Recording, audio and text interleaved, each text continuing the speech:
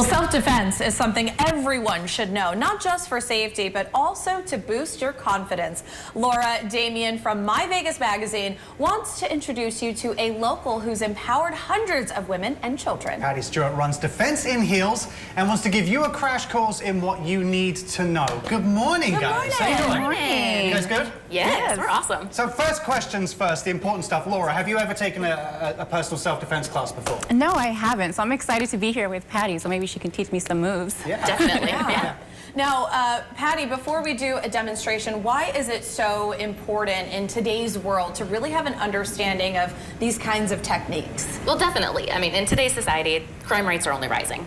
They're getting worse. Part of that is because we are starting to realize that we need to talk about it, but also we don't know what to do. And so learning how to do it builds your confidence and builds your entire worthiness and make sure that you're safe in any situation. Yeah, well, we're all guilty sometimes of being complacent or, you know, being distracted. So what are some common mistakes people can make with regards to their own personal safety? Definitely. First thing is not paying attention. Like you said, we're not anymore. Yeah. I call it the zombie apocalypse. They're on their phone, they're texting, they're not paying attention to anything around them, and we've all seen the videos of the people running into a pole. Right. That happens all the time. But also, a bad guy can watch you and determine within 7 seconds if you're his target or not. Wow. So the first thing they're looking for is if you're paying attention. Right. Next thing is, are you going to be easy? Like, are you the kind of person that's going to fight back? Or are you just going to, like, willy-nilly go with me and not pay attention at all? So they want somebody that's easy. Right. And not paying attention and all that kind of thing. Yeah. So that's why we need to work on our confidence and, you know, understanding what's going on around us, paying attention, and then of course knowing what to do next if something were to happen. Right. Now, can you share a story where maybe your training has helped someone in a real life scenario? Yeah, I get stories all the time. It's a blessing in disguise because yes, they're using the skills. However, they are also realizing that, oh crap, things have hit the fan.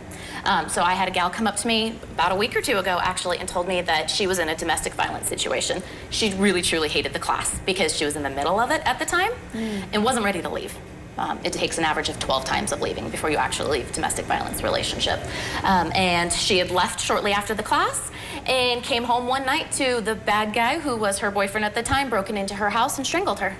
And she was able to use everything that I taught her to get out of it, to call for help, and to, you know, get safe in that situation. And she called me and told me that it all worked, and she loved it. She's like, but I really hate you because the whole time she was like, I know I did the move wrong. I knew I did. She's like, I had you in my head going, oh, twist this way, turn this way.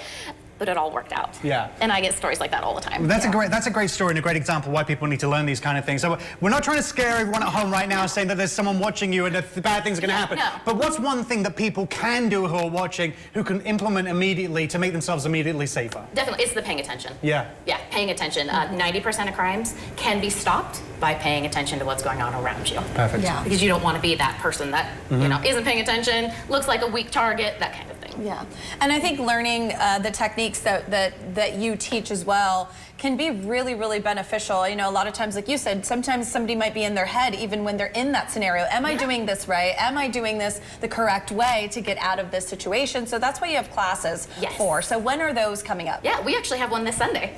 It is for 14 and up. We are teaching them all the things they need to know, from on the ground in the worst possible scenario to standing up to somebody grabbing your hair, a little bit of everything, and they're all statistically proven methods to get out of those situations. Yeah. Well, we've already shared with our viewers one quick tip, being, you know, not being distracted. Could you share with everyone at home a few other simple moves that maybe they can also learn in the class? Yeah, so one of the big things is being dragged or taken somewhere else. You never want to go to a secondary location with a bad guy. I say bad guy, there's bad women.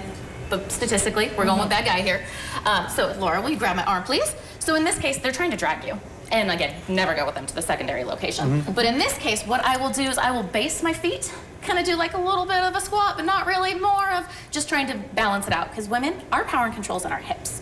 So as she's trying to drag me, I am basing. Once I'm ready, I'm gonna step kind of in, grab to her, drop to the ground, and then I can kick.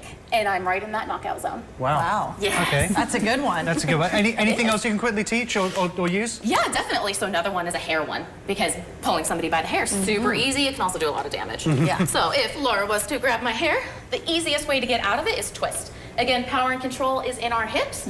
So if I was to grab here and twist properly, I'm doing it nice because I like Laura. I don't want to break her arm today. But if I was to twist with all my might and all my body, it would spiral fracture that arm right there. Oh, wow. So there are obviously Like many Elliott. ways. Yeah.